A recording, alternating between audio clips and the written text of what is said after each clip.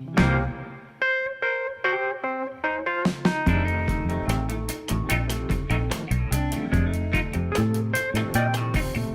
and gentlemen, boys and girls, welcome to the show. Ladies, this is, I probably should say ladies twice. I'm going to get in so much trouble for that. I mean, let's try that again. They're out there. Ladies and gentlemen, boys and girls, what is up? My name is Cameron Williamson. This is By Imitation Only. Welcome to the show.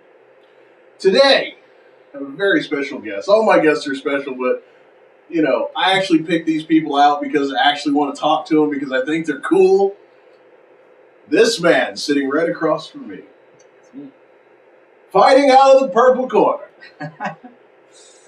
Mike Salone, also known as DJAXCESS. What's going on, Cam? How's it going, man? I'm feeling great, man. It's already been kind of a great conversation. I'm sad like these people had to miss it. Like, yeah, we were talking like social media, absolutely, strategy, the future. It's amazing. Yeah, man. Influences. Yeah, being an influencer is a career choice now. It's pretty cool, right? Yeah. But let's talk about you, sir. You are a DJ, world-renowned DJ, DJAXCESS. We've been in the same kind of market for what? 10 years at this point. Yeah, you know.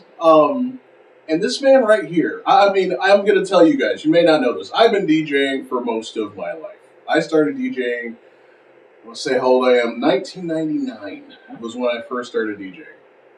And I've met a lot of DJs. But I'm telling you, this guy right here, he's got something. Okay? I'm good at spotting talent. This guy's got something. Appreciate it. And work ethic. We're going to talk about that. We're going to talk about your training methods and all that kind of stuff in a minute. But first, tell us about you, sir.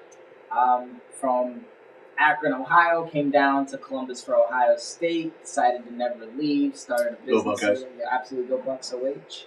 I-O. And then kind of started out as a dancer for a company. So started working for Buckeye Sound, so shout out to them. Shout out to Buckeye Sound. Yep, Rod over there. How you doing, man? So started off as a dancer, basically like a paid dancing babysitter for those who aren't like familiar with like what a dancer does at like a bar mitzvah or like a high school event. And then one day DJ didn't show up, and they were like, "Mike, you like music? Why don't you try it?" So that's how it always is, isn't it? Right, you like music, right?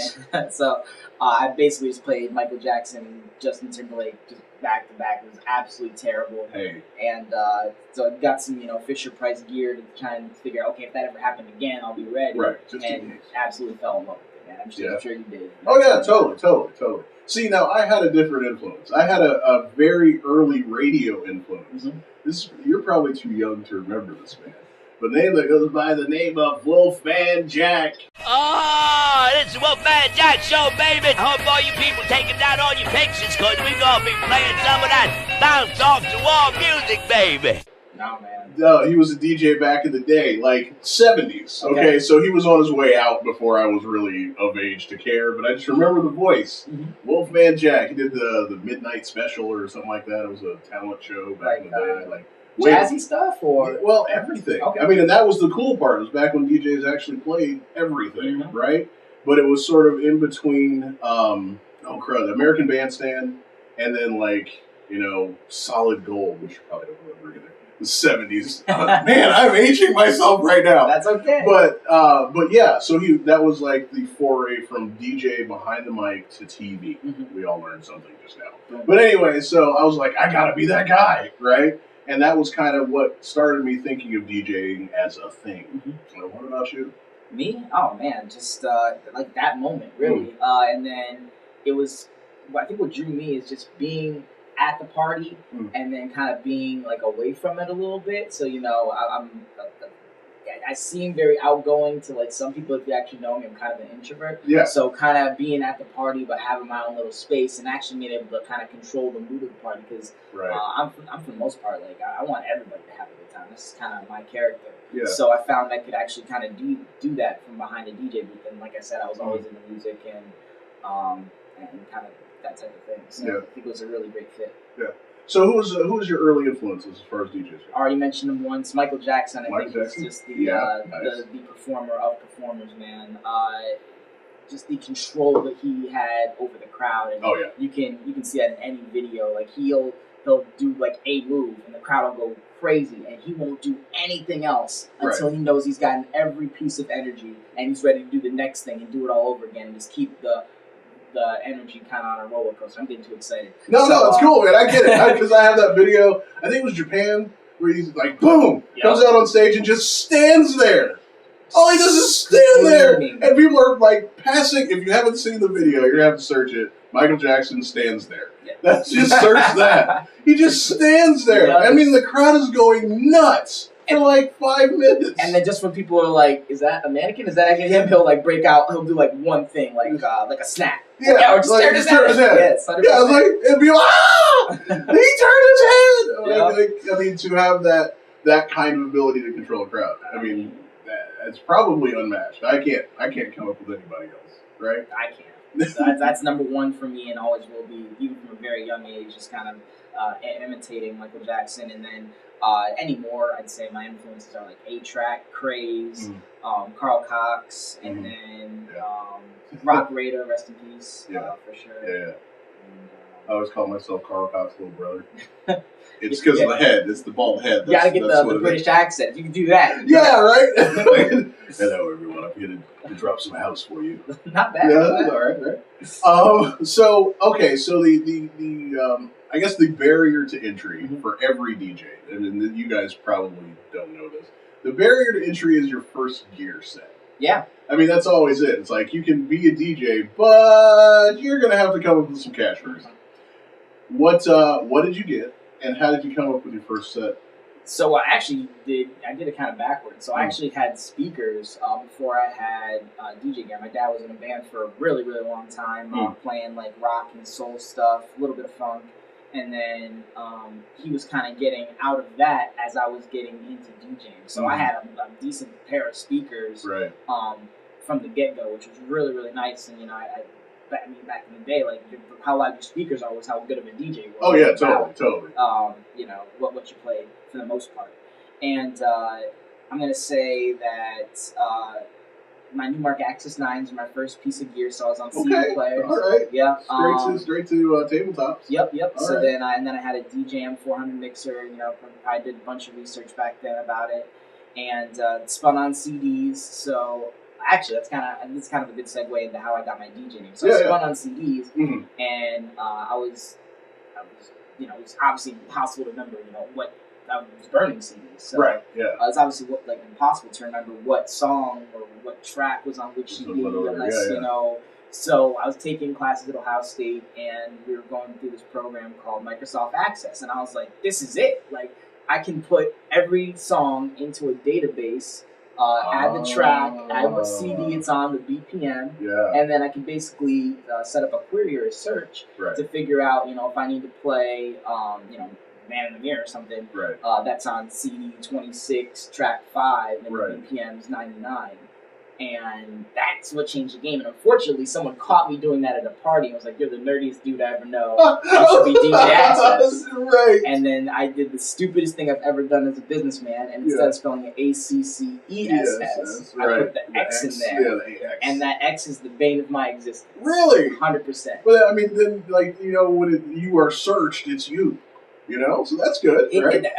There's a guy out in Belgium who was actually before me, and I didn't know. He had like one video on YouTube, and then there's a guy who does mashups. I think he's in the U.S. Who's DJAXCESS mashups, but he kind of keeps the mashup thing. So I kind of went with the music route, and I don't think he's doing it anymore. So number one, I lasted him. All right, so. Let's get into like some DJ theory stuff. Sure. Yeah. I mean, tell me what you're thinking when you're going to do a show. Like, how do you get prepared, and then how do you choose what to play? Man, the preparation I think is ongoing. So I will prepare for shows like anything where I'm doing less hour sets. Hour sets in below. That's. I mean, I think it was. I'm not going to pretend to know who quoted it, but if I have an hour speech, I'll prepare for 5 minutes. If I have a 5-minute speech, I'll prepare for an hour. And I think the same thing kind of goes with the DJ set. If I have 4 or 5 hours at a wedding, I don't have to prepare much because I'm going to have a little bit of buffer time to read the crowd and kind of let them decide where the party goes. Mm-hmm. And then if I have an hour set where, if I don't hook them in the first 20 minutes, there goes a third of my set. Right. That's where I'll prepare more often. And, maybe it used to be where I'd prepare kind of everything going from song to song. Mm-hmm. Now it's more like I'll prep a crate with maybe double the music that I need for the night. And then kind of depending on what the crowd's feeling, I'll just stay in that crate and just kind of pick songs from there. Or a lot of times you end up flipping crates and, doing what we do as DJs and mixing it up. Yeah. So give me the differences, because you've played all kinds of stuff. You play weddings, you play clubs, festivals, all that kind of stuff. What are some of the major differences between playing those different venues? I mean, they all have the pros and cons. So I'm probably most known for being a wedding DJ, and I can't say that. I'm most known for being a wedding DJ. I got to be proud about that. But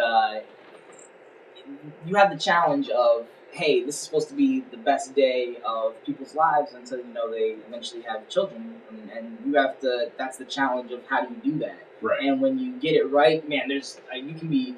People can come up to you after a club and say, "Oh, thanks, nice set. You killed it, or festival. Like, oh my gosh, that was great." But no one really appreciates what you do until you do their wedding, man. That kind of love is just great, and especially when you get it right and you feel like you did a nice job. Because a lot of times you're your biggest critic. So, there'll be things at a wedding that I'll be like, man, I could have done that better, this and that. But when you get to see the bride and the groom and their eyes are lit up and they're sweating because they've been dancing all night, like there's nothing better than that. It's true.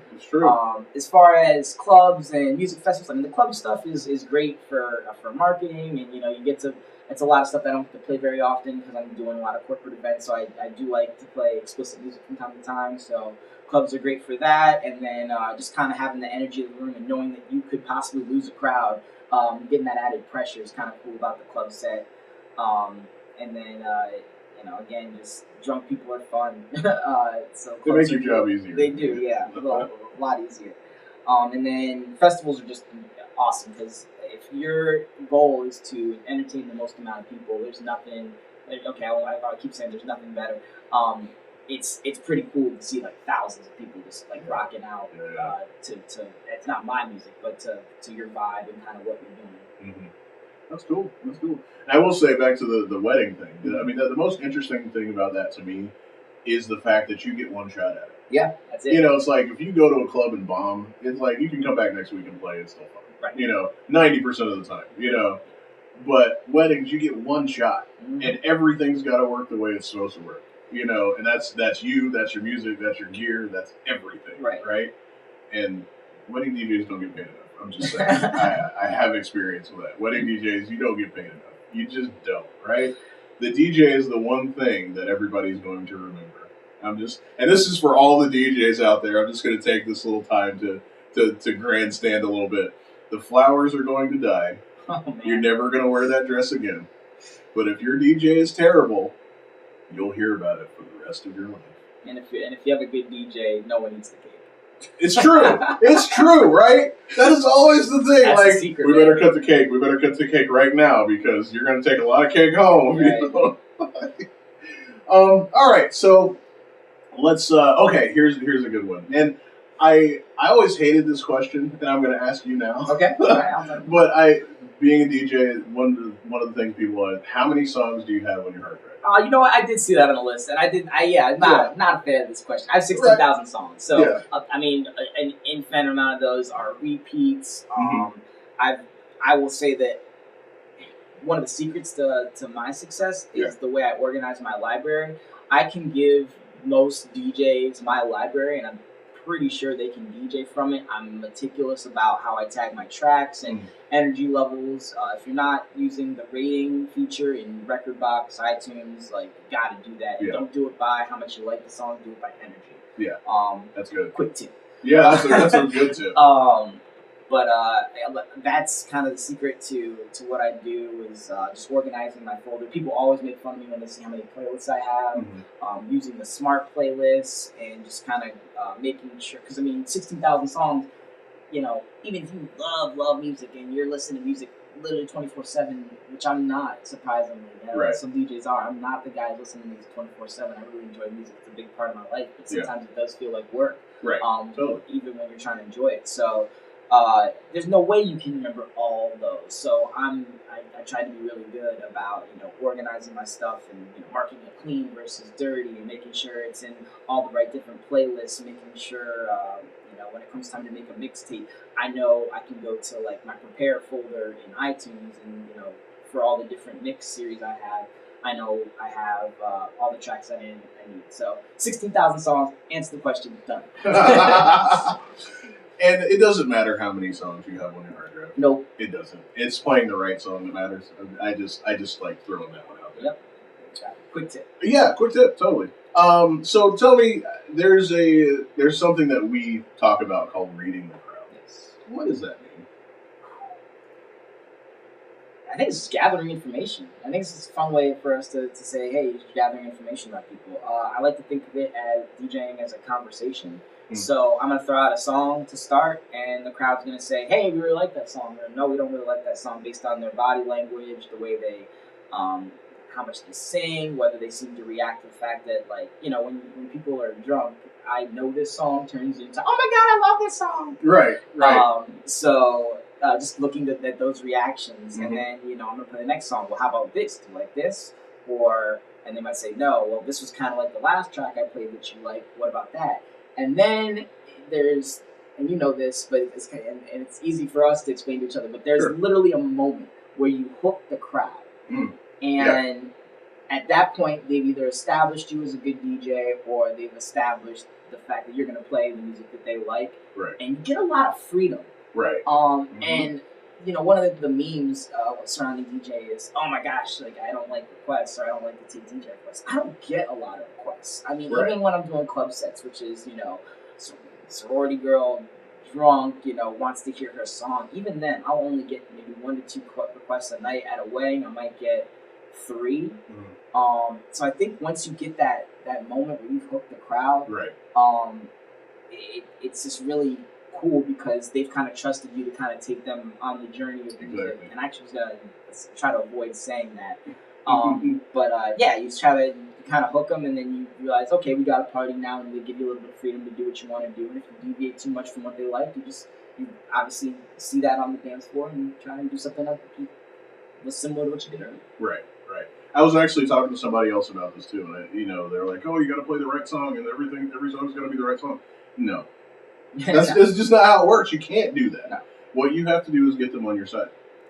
Once they decide that you're the guy, then you can play polka, and they'll love it.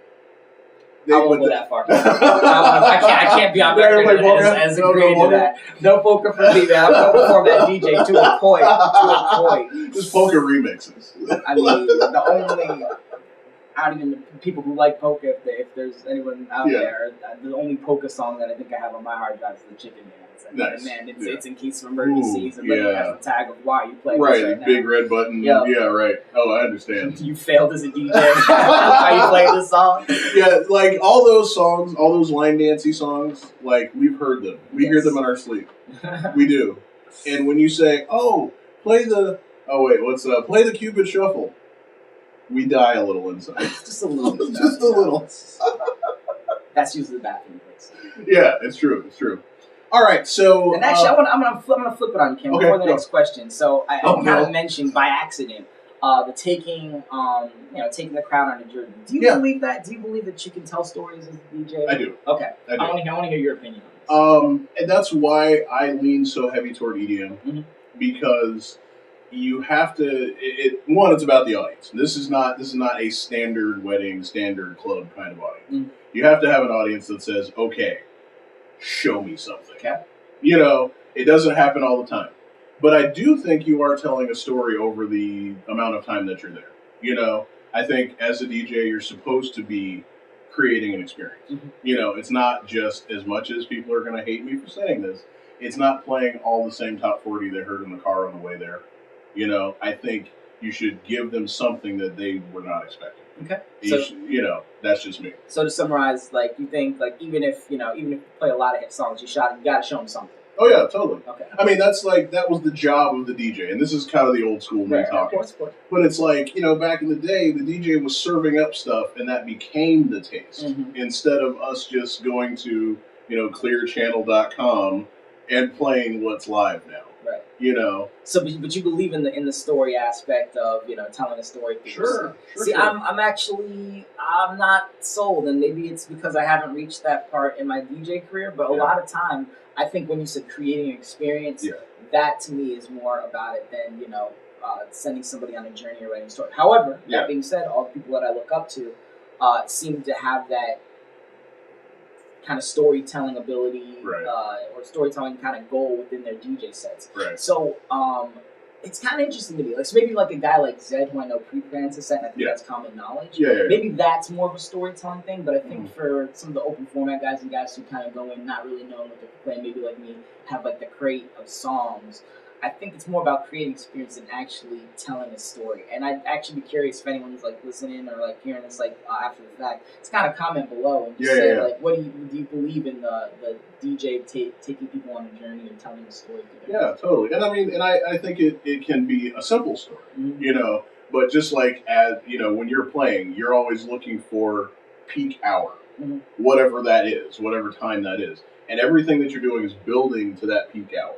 And there's little dips and valleys because people have to go to the bathroom and stuff like that. But by midnight or whatever that time is, you're going to play all your bread and butter stuff. That's when everybody is lit up enough. That's when everybody's, tested out the dance floor enough. Everybody's ready to have a good time. Then you throw on whatever the song is. That one that you had in your back pocket that you knew you were going to play. That's what I mean about telling a story. When you've done all your data collection. Oh, yeah. It's like, this song right here is going to be hot. 100%. Right? And everything is building to that. And I think that's kind of the story, but it's about the pieces. It's about all the pieces and how you get there. Maybe I'm just not sold on the whole story aspect. Not the specific, I want you to feel this right now. I'll do all the lyrics make sense to get almost album. Think about like when an artist builds an album. Right. Like there's usually an overarching theme. Maybe not so much anymore, but like when I think like especially R&B or like old era hip hop, like I think there was like an overarching theme or like a story, the songs made sense in order. I don't necessarily believe from that part of DJing, but maybe I'm wrong because a lot of people I look up to do. So, and and I think it's a little simpler. I don't think it's never going to be like a movie, or like a rock opera. Like that kind of stuff is like very programmed, and this song goes before this song because this part of the story has to happen before this part of the story. I don't think it's that. I think it's more like a roller coaster, less like a book. Okay. I like that. Okay. Yeah. I mean, and I think that's there you go. Great metaphor. Yes. Those are peaks and valleys rather than. It's peaks and valleys and curves, and that's really what it is. And at the end of the night, it's the end of the ride. Bam. Let's do it again. That was so great. Yeah. That was so great. And that's it. Then it's and I don't know if everybody says this, but it's like there was a movie. I don't know if it was. There's only a few DJ movies out there, so he's gonna know these. It was either Groove or it was Human Traffic. Okay, I haven't seen Human Traffic. You haven't seen Human Traffic? No, but see Human Traffic. It's so good. Oh yeah, totally. But Groove, I think it was Groove at the end that they say, "Why do you do this? Why do you really do this? They were doing raves, so they're doing illegal shows and carrying crates around and getting your equipment locked down and all the stuff that goes into it. The weeks of preparation ahead of time that nobody sees." Why do you do it? And he says, I do it for the nod. Yeah. Happens to me at least once every party. Somebody comes up to me and says, thank you for making this happen. I needed this. This really meant something to me. And they nod. And I nod back. It's at the end of the night, somebody walks by, you just give me that nod and keep walking. It's like, that's it. That's it, because he got it. I gotta rewatch that one too, because all I remember from Groove is like how hype. Everyone got every transition. I was like, right. I wish people did that for me. I wish people did it. Yeah, because most times like, well, I don't know. That could have been better. But no, it's literally in the middle of the transition. As soon as he flips it over, and everyone just gets hyped, and I was like, okay. Maybe it was different back then, but I'll add to the movie list. Yes. It's All Gone, Pete Tong. Yeah, and every DJ needs to watch that. Yes. Just from a safety perspective, and from the fact that it's kind of like it's a good movie. It's a weird movie, 100%. Like disclaimer, weird movie. But every DJ needs to watch it, and if you don't take something away from it, I think you missed the point. Right. True. Also, Midsummer Night's Rave. Also good. I gotta add to this, man. Go. I'm allowed to play on my phone for the video. I gotta write all this down. Some of this is like 90s rave culture stuff. That's okay, man. I get into that stuff. That was when I started, so that's kind of what got me started. Midsummer Night's Dream. It's actually like pseudo Shakespearean. Okay. I mean, it's not in prose or anything, but the story is very similar. And then the other one you mentioned. What was it? Human Traffic. Yes. Human Traffic. Go. There's another one called Scratch, which I saw. Yep, it's I've amazing. seen Scratch is so good. That's like all the really good DJs that are, Started watching Go and I wasn't a fan. No. I mean, there's not a lot of DJ in it. It's just a comedy movie with Maybe some clubby stuff in it. Yeah. But anyway, so give me a little more motivation from you. Like, what do you think about this as for somebody that's thinking about being a DJ? What do they need to take stock in? What do they need to think about before they get into all this? Because it's not just about playing music for people. It's just not. There's way more to it. Yeah. Oh my gosh. Anymore, and the more time progresses, the more it is about truly marketing than it is about DJing. Because DJing, I mean, maybe some people agree, disagree. I think most people agree. DJing has gotten very, very easy, just to get into. And I think that's an attractive thing. So everyone likes music, right? That's that's part of being human, in my opinion. I think there's some evidence to support that. But what do you need if you're gonna start a DJ? You need to seriously picture 5-10 years down the road and take a look at yourself and look deep into the deepest part of yourself and say, can I see myself doing this in 5 to 10 years? Because if you get in and that first 3, I'd say, years is incredible. It's amazing. You have all your friends are coming to your shows because it's new and it's very cool and you're probably very passionate about it, and you're starting to learn the stuff, like all the different tips and tricks that all the beginner DJs talk about, and you start to rock parties, and we've already talked about how great of a feeling that can be. But then after about the 3 to 5 year mark, a lot of that stuff wears off. Your friends, if you start in college or in high school, whatever it is, your friends start to really go down a different path. Like the DJ path is a weird one. You're working when everyone else is off. Right. If you're full time with it, it can be a struggle just to book gigs. I don't necessarily recommend going full time to start. I think everyone needs to learn, especially as a DJ, to kind of to treat DJing as a hustle. And then if you are truly passionate, that's when you can make the jump to full time. Yeah. I'm just kind of saying from my experience. I guess there's no rule about that. But it is an interesting game for sure, and like I said, just take a deep look at yourself and say, do I love music this much? Do I love the art of entertainment? Because a lot of the stuff that gets you into it at first and that's like super exciting, a ton of that stuff wears off. Yeah, and it can hit you like a brick. Like it's not like it happens gradually. It's it's putting up a mix like we were talking about earlier. It's like putting up a mixtape and something that you worked on for 40 hours. And saying, yo, this is what I did, like, check this out, and it getting 3 likes. And then you go to Thanksgiving dinner and take a picture of your family, and you post it, and you add a black and white filter, and you get 900 likes. Right. And you're going,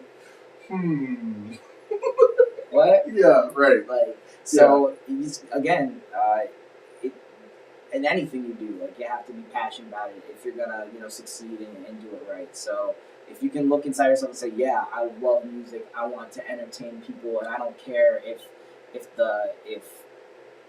no one cares about what I'm doing, I'm just gonna keep doing it. That's when I think you take the road of being a DJ. Right. Because it's easy to get into now, and a lot of people are doing it. Right. So it's a much bigger pond than it was when I started. Right. Well, there's less barriers to entry. You know, the gear is not nearly as expensive as it used to be. Libraries are easier to come by than they used to be. Yeah.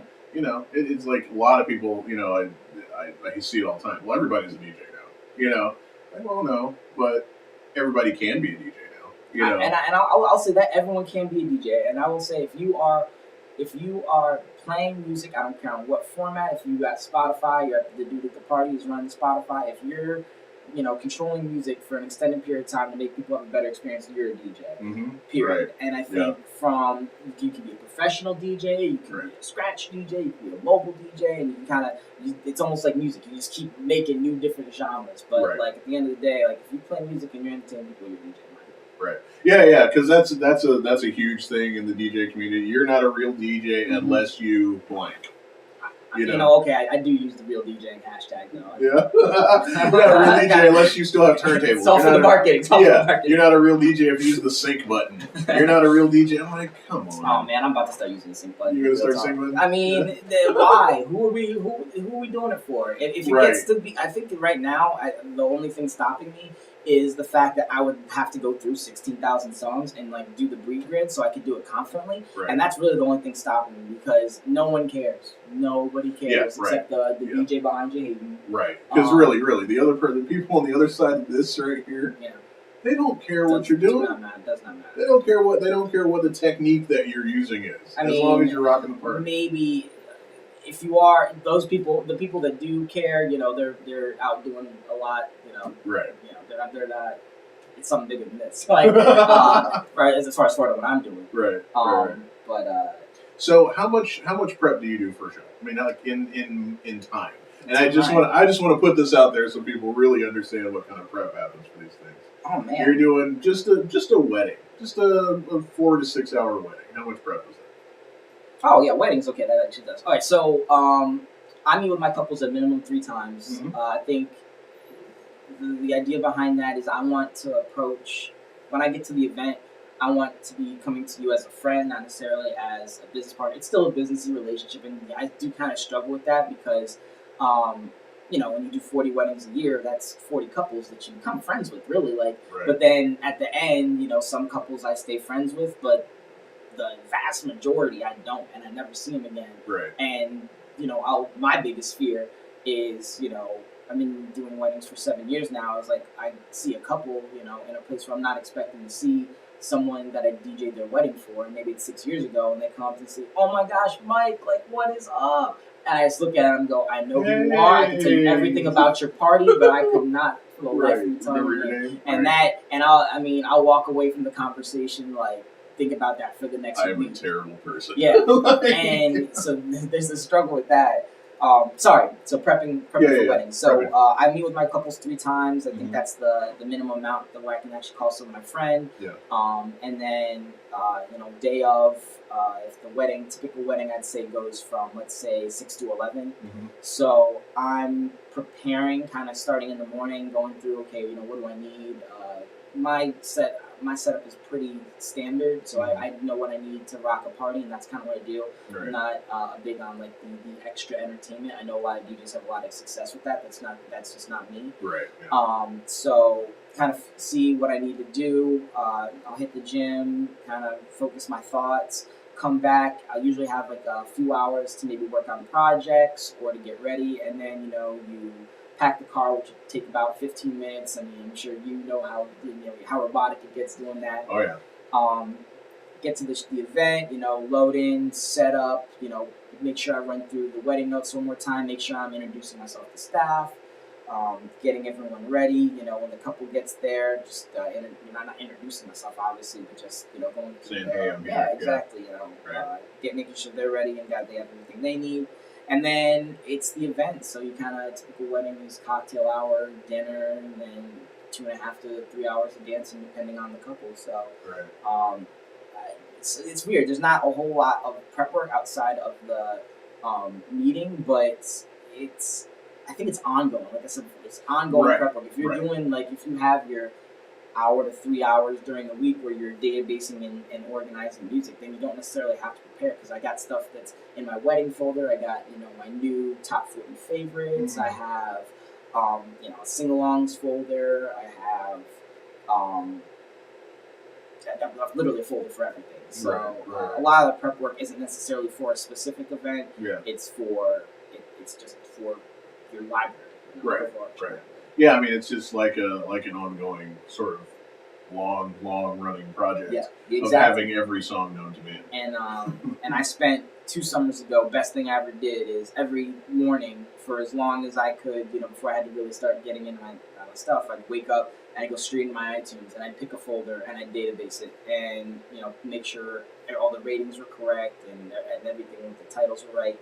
And then I'd write, let's say 2 summers ago, so 16. So maybe that was July of 16, and I put 7/16 next to the playlist. And I would go through every playlist, and every time I updated, I'd put the date next to it. So I've just now gone through all the playlists, and just getting everything organized. Which is why I said before, I think anyone can pick up my library and DJ. Right, and DJ with it. That's a solid library, folks. You guys don't understand exactly how much that's a big deal. It's pretty stressful going, if I'll go, someone says, oh, Mike, play a couple, and I go through their Serato, it can be pretty stressful for me. I'm like, I don't have any information. Right, yeah, totally.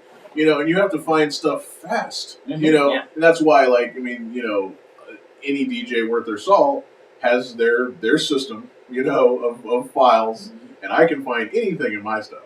But if I go to somebody else's, I'm like, I'm not going to be able to find a thing.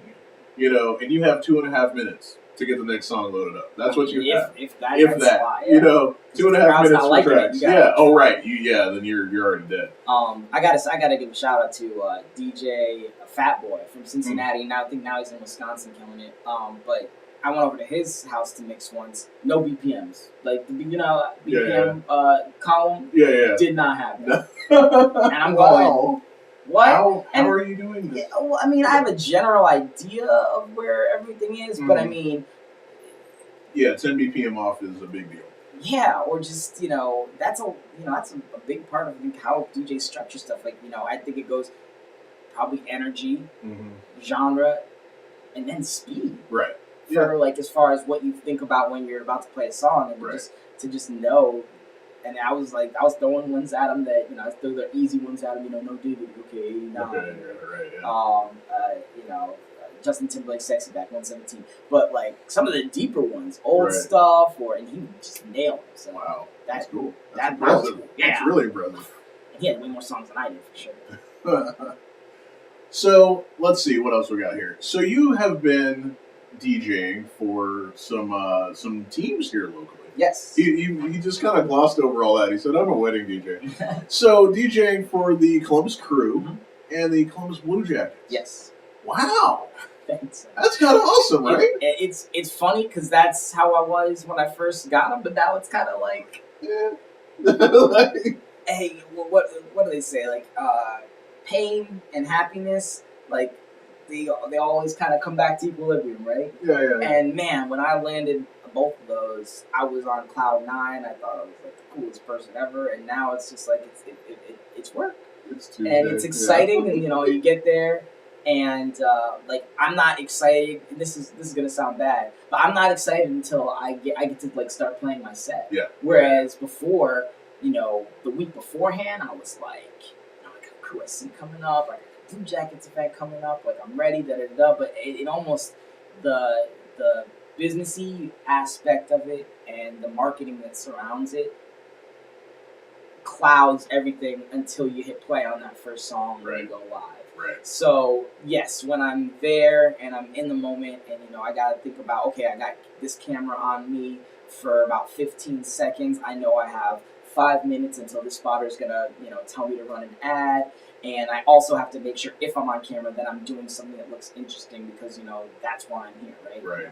So That's the exciting, like, amazing part. But before, like, 2 years ago when it all started, everything was the exciting everything was part. great. Yeah. But now it's just, okay, let me focus on what I'm going to put up for social media. I got to make sure he, gets, 2 videos so that if one doesn't come out great, I can do that. Yeah. Or, setting up my DSLR behind me so I know I can get some good YouTube content. So, like, that's almost everything until, like I said, that song goes on, that first song. And then, you go into the DJ mode. Right, yeah.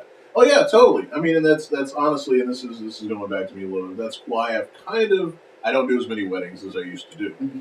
Because there's so much work versus DJ, Mm-hmm. And, like, the DJ part is what we do. But you got to do all this other stuff, right? And that's what makes it, honestly, difficult as a career choice, is because it's all the other stuff. Yeah. It's not the thing that you're really good at, the thing that you're really passionate about. It's being able to handle everything else, and still be passionate about it. Remember when you found out that you had to use the microphone for the first? Oh, you're an actor. Yeah, so, yeah. I'm okay on mic. For me, man, like, people, the nicest compliment anyone can give me is, "Oh my gosh, you're a natural on the mic," and I just have to look at them and go, "Natural? Thank you." No, yeah, thank you. Thank you. Let me give you a hug, because none of that is natural. I when I started DJing for those bar mitzvahs and stuff, I worked with an MC. Mm-hmm. And then so you had somebody else do all the talking. Yeah. So then now you fast forward to when I started doing high school proms and stuff, and they go, "Okay, announce the court." What? I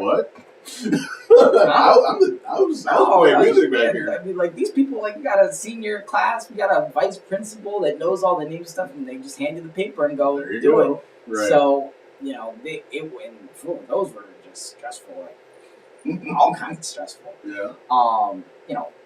Think about how vicious high school kids can get. True. I mean, True that.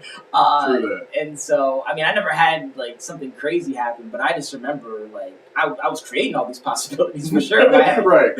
I had somebody tackle me once at a prom. Yeah, like at a just like a youth event thing. I was playing some song, and everybody's get up to the top of the song, and I just hit pause just to mess with it. Oh gosh! And everyone's like, and I'm like, ha ha ha, funny. And I go to hit it again, and somebody out of the corner of my eye, boom!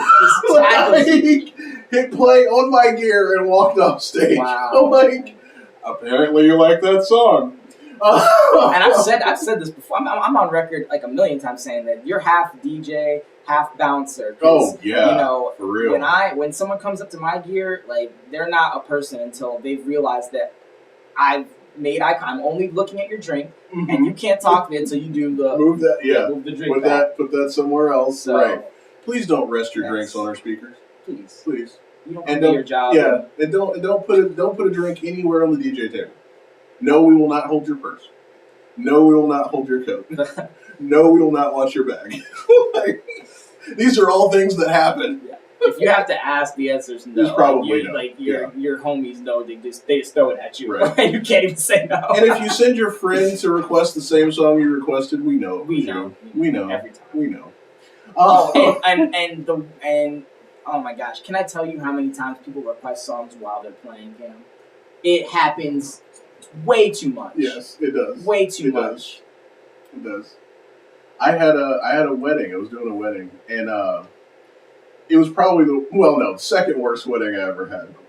I had they gave me the list, right? And I'm like, okay, in the meeting I said, you can give me songs that are suggestions. Tell me 5 songs you gotta hear. Mm-hmm. Give me about 15 songs you like, and I'll work it together. That's what I do.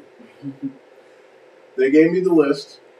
I talked to the bride. She was fine. I said, I'm not going to play these in a row. I'm going to play these during the course of the night. Well, apparently the message did not get to the groom. He stood right here for the entire reception. Oh, boy. Was he DJ? No, just a guy. Oh, man. And I was playing some Usher song. I don't remember what it was. I was playing some Usher song. And he's like, would you play Usher? I'm like, I'm playing Usher, like, right now. You hear it? He's like, well, not that Usher song, a different Usher song. I'm like, well, I can, but, I mean, there's one playing right now. Man, stories. Oh, so many of them. Don't do that to your DJ. If you have to have all your songs, tell us that ahead of time. We'll rent you the gear. Like, yeah, for real. No okay, lie. I was going to disagree with you because I'm like, honestly, if you're the groom and you're the bride, literally do whatever you want on your wedding day. Like, that is my number one tip. Do whatever you want. You only get to do it once. Spend all this money. Right. Do whatever you want. But again, if you can foresee yourself doing something like that, rent the gear. Just rent the gear. Like, I have no problem with that. Like, we have a very specific list that we want to hear. That's awesome. Yeah, I think that's But then don't hire me. Right. Don't hire me. Because you're hiring me to smooth everything out and make sure everybody has a good time.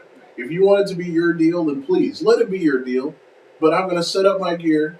I'm going to hand you your iPod. I'm going to walk away. Right. And then I'll come back to pick up my stuff. Right, yeah, I'll MC. It'll be great. Oh, yeah, back to that. Mm-hmm. The one that I get is always, it was so great that you didn't talk a lot.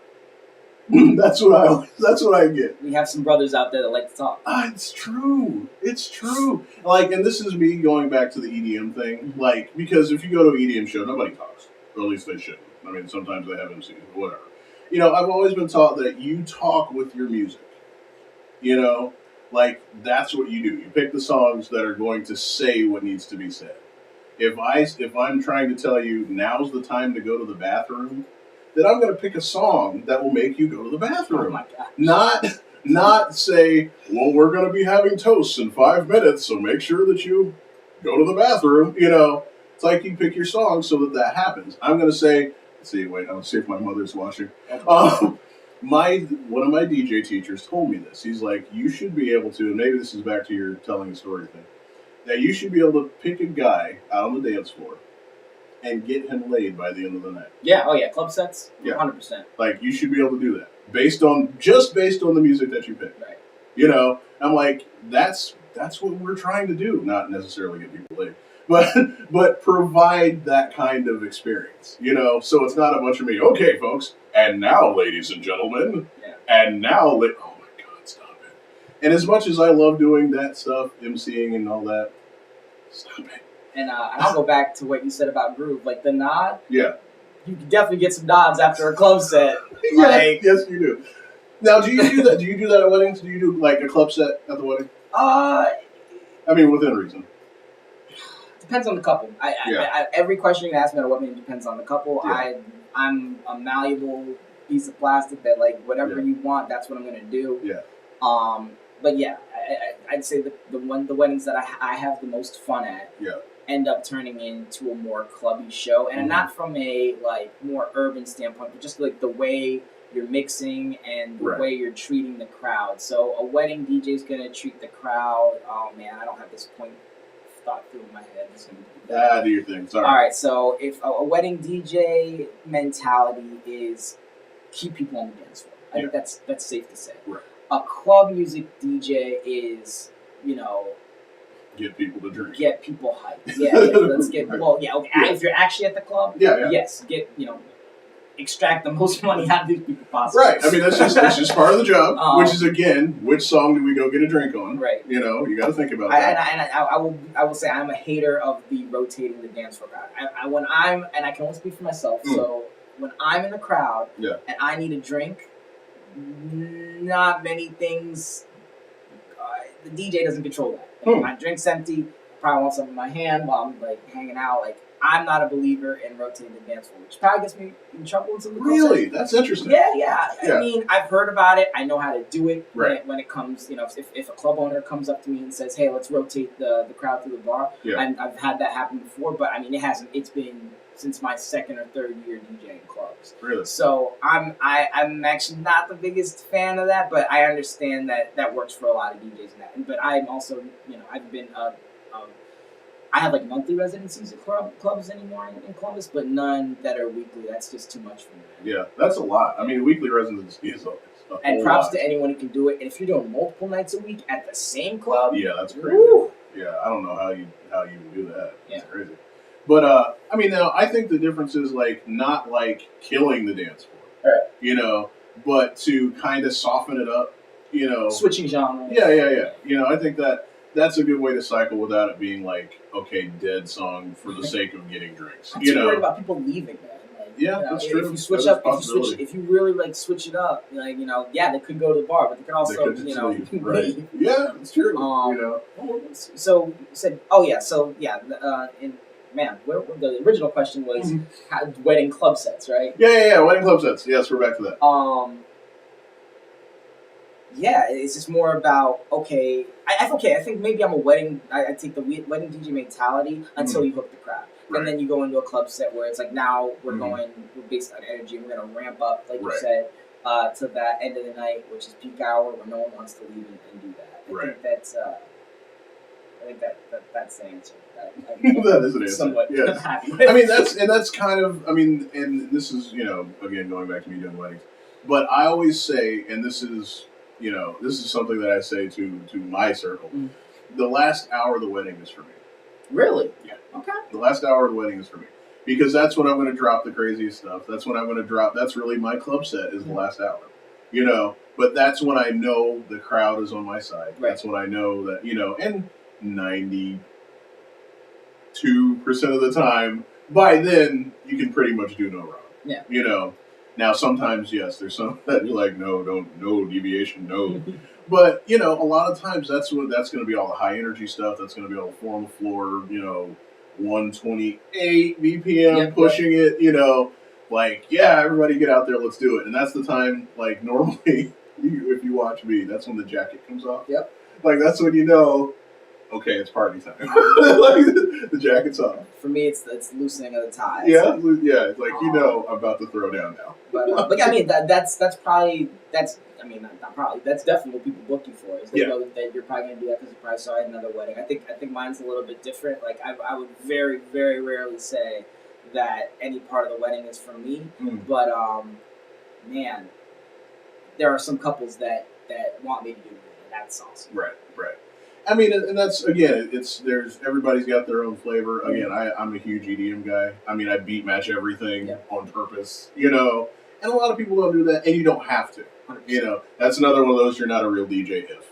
You don't have to. I mean, I started out on some stuff I couldn't beat match on, But, anywho. So, let's talk about back to, you kind of talked a little bit about marketing. Yes. Tell me how you deal with marketing, because because we use copyrighted music most of the time, that makes marketing a lot more difficult. You can't just throw a mixtape up anywhere, so it has to be done in other ways. How do you get connected social media wise? That's been the focus of 2018, I think, is my brand and marketing. So where I would spend maybe 70% of my time actually working on, the art of DJing and, machine and all the different things that I do.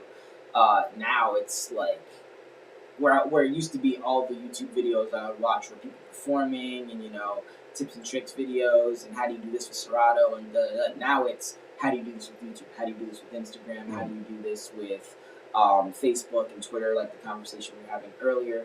And so as a DJ, you're a web designer, you're graphic designer, you're an actual DJ, you're an MC, you are a marketing manager. Like, you have so many hats, and there, I guess all of that is tied into marketing. So yeah, that's been my big focus. And what was like the tail part of that? The question? Just marketing outside of music, when like your real deal is music, right? Yeah, but you have to market, yourself some other way most of the time, unless you can get people to your Mixcloud. How do you handle that situation? Because you have to kind of be a personality.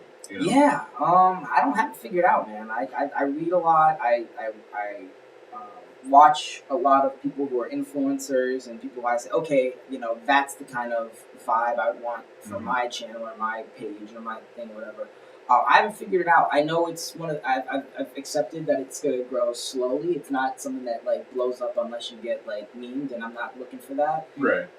So you just, I guess strategy wise, man, if someone follows you or like likes or comments, man, just be appreciative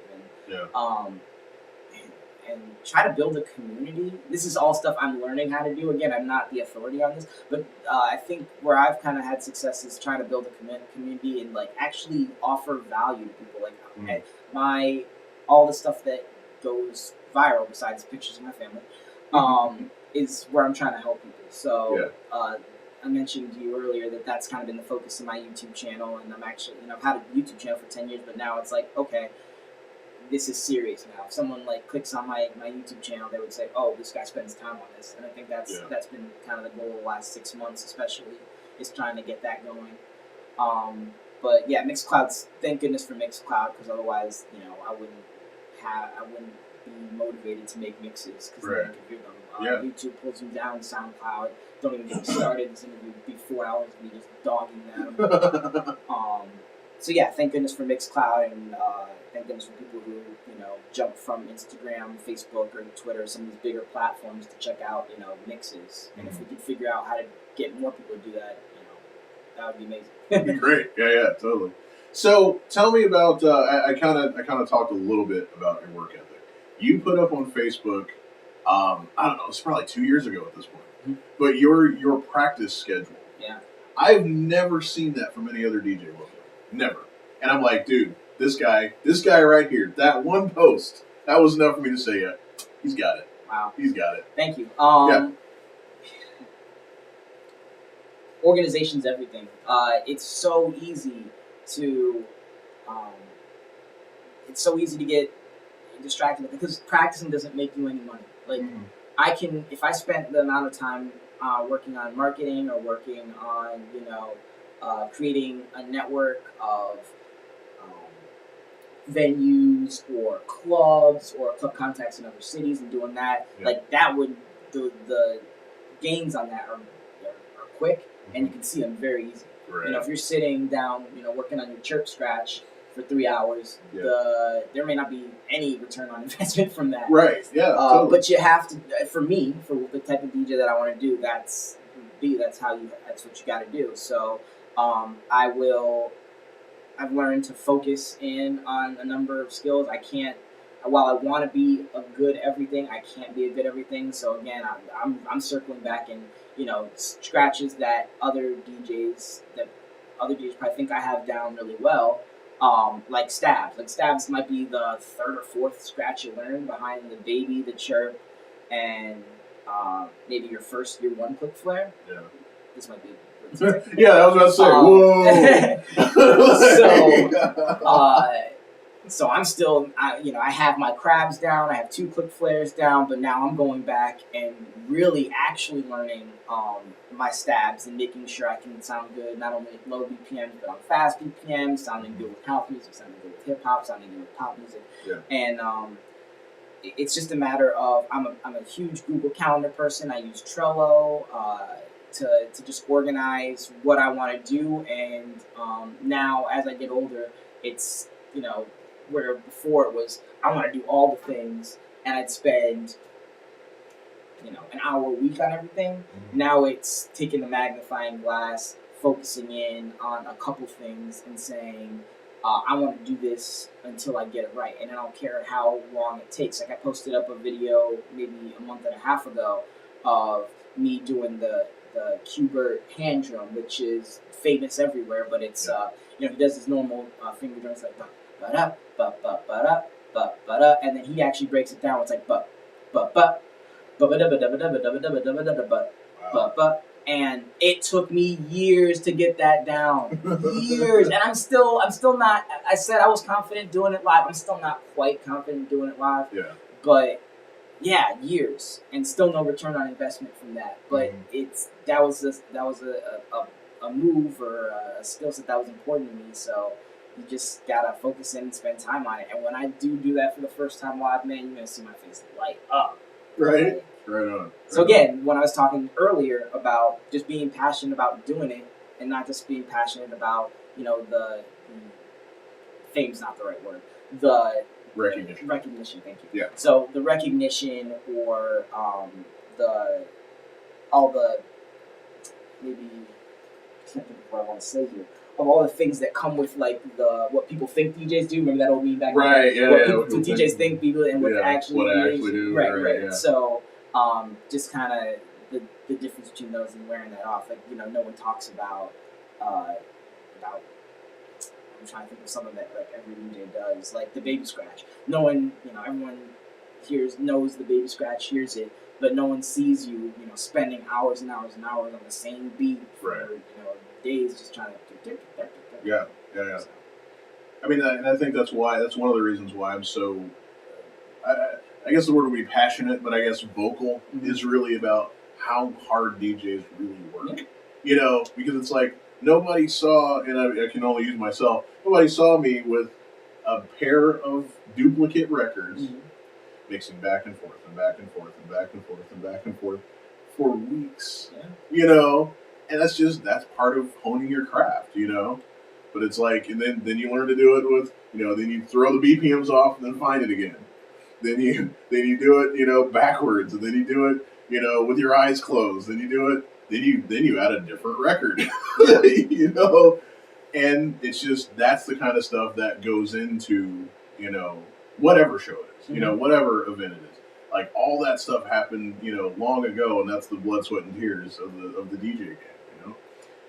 And no one believes me. So like people will come up to me and be like, "Oh, how'd you do that?" I'm like, 20 minutes a day. That's it.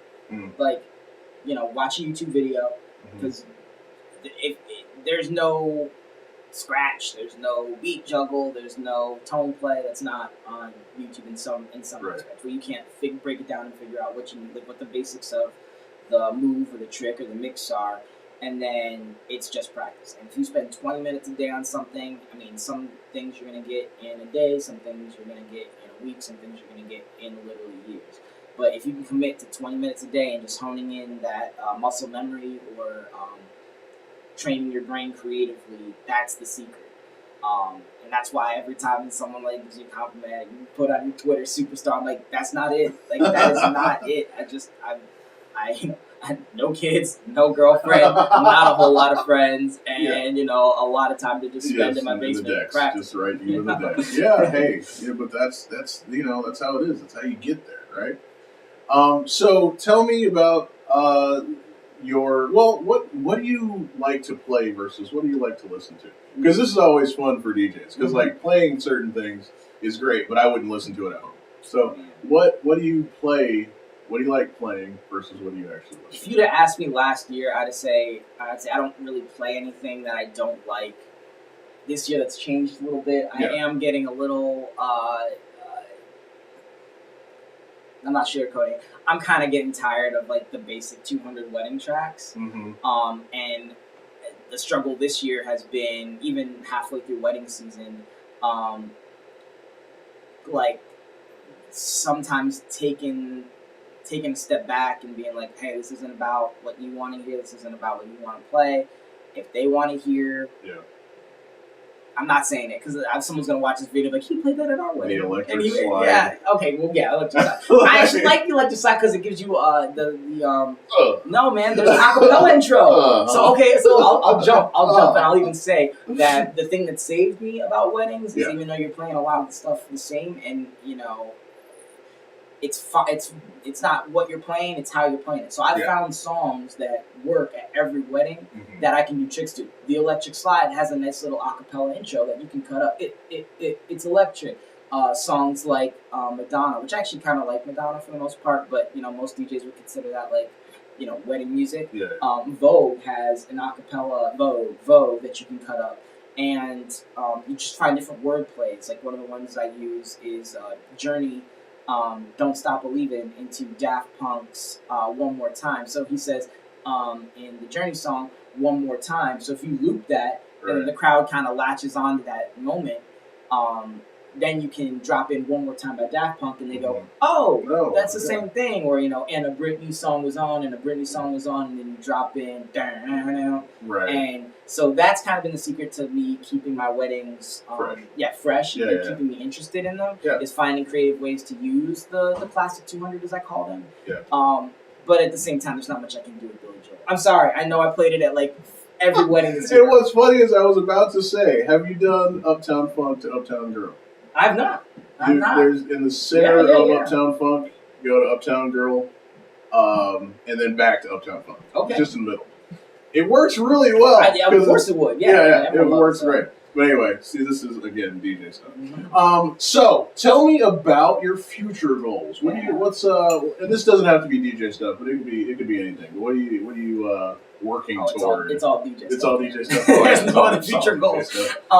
So number one, I'd say is growing my YouTube, which I just kind of joined you in, kind of focusing on.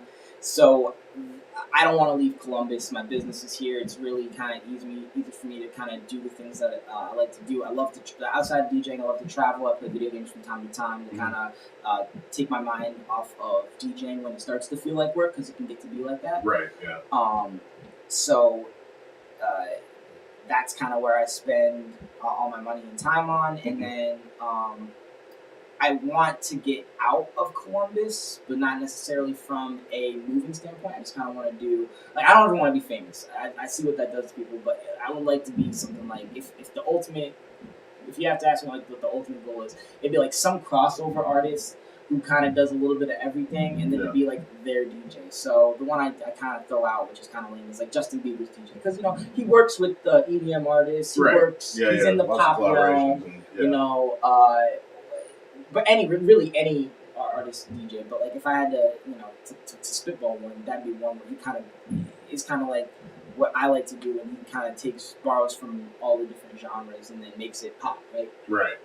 So that would kind of be the goal, and I was thinking, well, how do I get there without moving to Miami, LA, or New York? Yeah. And I think I just need to grow my YouTube channel, because YouTube's everywhere, right? Yeah. And you never know who you're going to impact. So if I really grow kind of my channel and get a bunch of subscribers and get a platform to where people kind of trust me as a DJ, I think that booking agents or clubs that are looking for someone open format who might be looking to travel regionally, that might be the next step. Or even if I create a press kit for something that goes out of town, to have X amount of subscribers on YouTube, whatever that magic number is, right? And for them to see that, and then we go, well, if that guy posts a video, talking about our event, that's going to be a lot of influence. So that's going to be a lot of ticket sales, or let's be real, that's going to be a lot of money. Right. That's all those people care about. Right. Some like it's this much the vibe they want to set, and this much how much money they get. Totally. So I think that's going to be the main focus, kind of moving forward. One video a week. I'm going to focus on tutorials, some performances, and then kind of doing opinions. So kind of what we're talking about today, like one of the videos I'm going to do is like my top 5 DJs, top 5 rappers, and then my DJ unpopular opinions. Like I think going hamster's cheating. I understand it's not cheating, and there's a million other tricks that I use that. But I don't like hamster. I refuse to. I always thought it felt weird. I've never liked the feel. I think if you're playing on what's on this side, it should be over on this side. Playing on this side, a hamster is where you reverse the fader. It's a lot easier for some DJs to get your flares and some of the more complicated scratches, like that you hear like a lot of battle DJs do. A lot of times they'll flip the crossfader because it's easier for them. Right. And I think it's cheating, but obviously it's not cheating. That's just my unpopular. The real DJs don't use hamster. No, yeah, I would never say that. I feel like the DJ gods would like strike me down or something. So you've got tons of social media. Let's do all your plugs. Yeah. So you've got YouTube. Yeah. Well, I'll put it up in banners and stuff. Right. It'll be great. Cut it out. So what's give me your Mixcloud and your YouTube and your Instagrams and all that stuff. Go. I make it super, super easy, and I if you're listening as a DJ, I encourage you to do this. But pick a platform: YouTube, Facebook, Twitter, and DJAXCESSMUSIC. And this is why it's the bane of my existence. DJAXCESS is DJAXCESS, and that is why it's the bane of my existence, because I can't just say DJAXCESS with an X. And I people from I still see people who've kind of made their way out of the club even when we were like in it together. Yeah. And whenever they see me, like whether it's like a pool party or it's like Vaso in Dublin, they'll come up to me like DJAXCESS with an X, and I was like, man, I had to. What do you want me to do? I was too invested in the name. Right. It's true. So. Well, But yeah, I think Twitter, that's- Facebook. Sorry, if I had to rank them, if Yeah. if I had to pick what you're gonna follow me on, I'd say YouTube, Instagram, and then maybe like Twitter and Facebook. Probably that way. Gotcha. Thank you. So all that stuff, make sure you follow DJ Access with an X. Thank you so much for coming by. Thank you for having me. Yeah, This this has is- been fun. yeah, Like, it's really like cool. I'm sad like they didn't get to see like the pre-show. 'Cause we Yeah, talked about some real stuff. oh yeah, we were talking about all kinds of stuff, like the future of audio, like marketing and social media, community formation, craziness, man. And It was just the deep. killer fact that like I didn't know that we got a lot of stuff. We play some Overwatch too. Oh yeah, totally. We want to do a whole other show developing, or based on video games. It'll be great. See, I did that. Slip that in. Yeah, this was good. It's good. This is episode 3. We got to work through this first. Right, that's true. But yeah, thank you so much for coming. My It pleasure. was. I mean, I know like your schedule is crazy. It was nuts trying to get It us was, both in the yeah. same room at the same time. So this has been. Hey, you're big and famous, man. I Oh, understand. stop that. It's all good. Want me to show you my Instagram It's all DMs? good. Ain't nothing in there, bro. Nothing. Well, thanks for coming. Ladies and gentlemen, thank you for watching Yes, or thank listening. you. Make sure you give us some feedback wherever you found this. Thank you. This has been My Imitation Only. We will see you next time. Peace.